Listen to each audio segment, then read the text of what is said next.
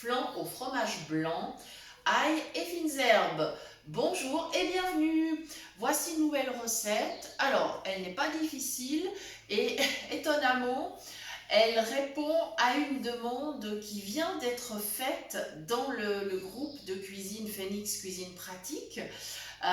Donc voilà, cette vidéo va permettre de répondre à cette demande. Pour ce flan au fromage blanc, ail et fines herbes, il nous faut 500 g de fromage blanc. Donc là, ça va être une portion pour 4 personnes. Ça peut être une entrée, ça peut être un plat principal selon les accompagnements. Et ce flan peut être présenté chaud ou froid, pas de problème.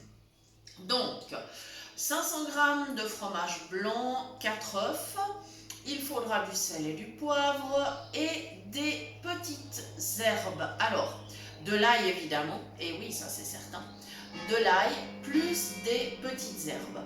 Alors, dans mon saladier, j'ai déjà le fromage blanc, les œufs, j'incorporerai l'ail tout à l'heure, et dans cette assiette là devant moi, eh bien j'ai des petites herbes. Alors j'ai du persil, de la ciboulette parce que là ça part vraiment très bien, et j'ai gardé le verre, donc la tige d'un oignon nouveau. Alors la question c'était comment on fait pour hacher des herbes. Alors il y a plusieurs méthodes et c'est ça que je vais vous expliquer. Alors moi je vais le faire comme ça au couteau, je vais ciseler avec le couteau. On peut le faire à la main comme ça, on peut le faire avec une planche, on peut hacher avec un blender. Il y a des appareils spécifiques, c'est-à-dire des mini hachoirs pour les herbes. Si vous estimez avoir besoin de ce gadget, il n'y a aucun souci, vous pouvez vous le procurer. Il y a plusieurs marques qui en proposent. Voilà, c'est un petit gadget qui permet de hacher, bon, également en général, l'oignon, l'ail, enfin, etc. Plus les fines herbes. Ça peut être très utile, voilà, ça dépend de l'utilisation que vous en ferez. Voilà, et puis, alors il y a l'ancienne méthode de nos grands-mères qui est le hachoir, c'est-à-dire, alors là on prend une planche évidemment, on installe les herbes sur la planche, on prédécoupe déjà un petit peu quand même avec un couteau parce que sinon on va trop galérer. Et puis le hachoir se présente alors avec une lame qu'il ne faut absolument pas toucher parce qu'elle est très tranchante, plus de poignées, et en fait on va faire un mouvement de balance, vous savez, comme les anciennes balançoires, voilà, et on va avancer et à nouveau repartir en arrière, et à un moment donné on va toujours avec la lame rassembler les herbes sur le milieu de la planche et on va hacher jusqu'à ce que ce soit aussi fin qu'on le souhaite. Voilà, ça se perd un peu, le hachoir des grands-mères, mais c'est toujours possible d'utiliser. Voilà, donc moi, tout simplement, je vais couper avec mon couteau parce que j'ai envie que mes herbes, justement, ne soient pas trop hachées. Donc le but, c'est qu'il y ait des petits morceaux, voilà, c'est l'objectif. Mais on aurait pu, par exemple, faire le mélange avec un mixeur plongeant. Et puis à ce moment-là, évidemment, si on met le couteau, et ça va être haché, tout sera mélangé en même temps et les herbes seront hachées. C'est aussi possible, bien évidemment. Et encore une fois, tout dépend de votre équipement. L'accompagnement de ce flan, si c'est une entrée, vous pouvez mettre une petite salade, voilà. Si c'est un plat principal, pourquoi pas accompagner avec un légume, peut-être un féculent, pourquoi pas des frites, maison bien sûr, ou tout autre accompagnement que vous pouvez souhaiter. Donc voilà, là maintenant, mon oignon, il est haché. Là, j'ai de la ciboulette et du persil, puis je vais continuer, je vais couper ça finement. Alors, il y a aussi une astuce, c'est qu'on peut replier un petit peu, surtout la ciboulette, parce que c'est plus facile quand on la replie un petit peu. Et voilà, moi je continue à couper. Mais vraiment, après, vous utilisez la méthode que vous voulez. Pour moi, ça c'est une méthode qui me convient, mais attention, il faut faire attention à ses doigts.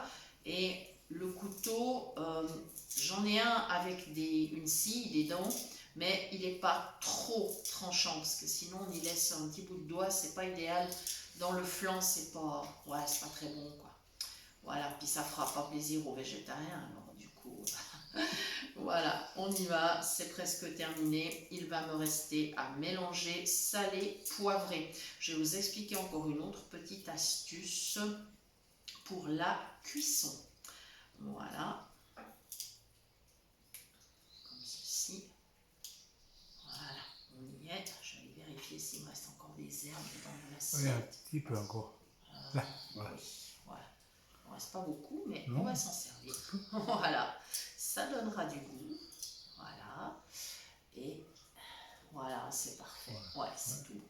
Voilà, maintenant je vais profiter de saler. J'ai un petit moulin avec du sel de Guérande. Alors, on va mettre, ça c'est un petit peu selon le goût que l'on souhaite, hein, plus ou moins. Moi je ne vais pas mettre trop quand même. Voilà, il n'en tombe pas beaucoup à la fois. Hein. Voilà, et mon moulin à poivre que vous connaissez déjà évidemment, parce que je crois qu'il nous accompagne très souvent dans les recettes. Voilà. Alors, le poivre, on en met assez, mais on aime bien ça. Après, vous faites hein, selon vos goûts, bien évidemment. Voilà, et maintenant je vais mélanger tout ça. Il me restera encore à ajouter l'ail. Je vais vous donner une astuce pour la cuisson. Alors, vous pouvez ce flan le cuire dans votre four, bien évidemment. Si vous voulez éviter qu'il fasse une croûte sur le dessus, ne le cuisez pas trop chaud, mettez-le à 160 degrés. Et puis au bout de 35-40 minutes, allez vérifier un petit peu où ça en est. Voilà, prolonger si nécessaire. Voilà, ça dépend aussi de la texture que vous souhaitez obtenir. Ensuite, moi je vais le cuire dans l'air fryer parce que j'ai un plat rond. Je me suis aperçue qu'il rentre exactement dans mon panier. Alors là, je suis trop contente. Et en fait, les bords sont suffisamment hauts.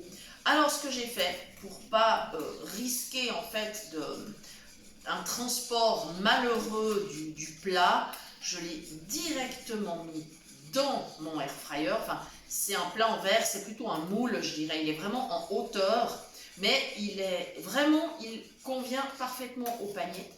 Donc, je vais simplement ensuite verser ma préparation directement dans le plat. Et à ce moment-là, je n'aurai pas de problème au niveau du transport. Je ne vais pas risquer de casser le plat en le mettant dans l'air fryer ou etc. Ce sera vraiment très facile à mettre en cuisson. Dans l'air fryer, je vais le mettre en mode cuire.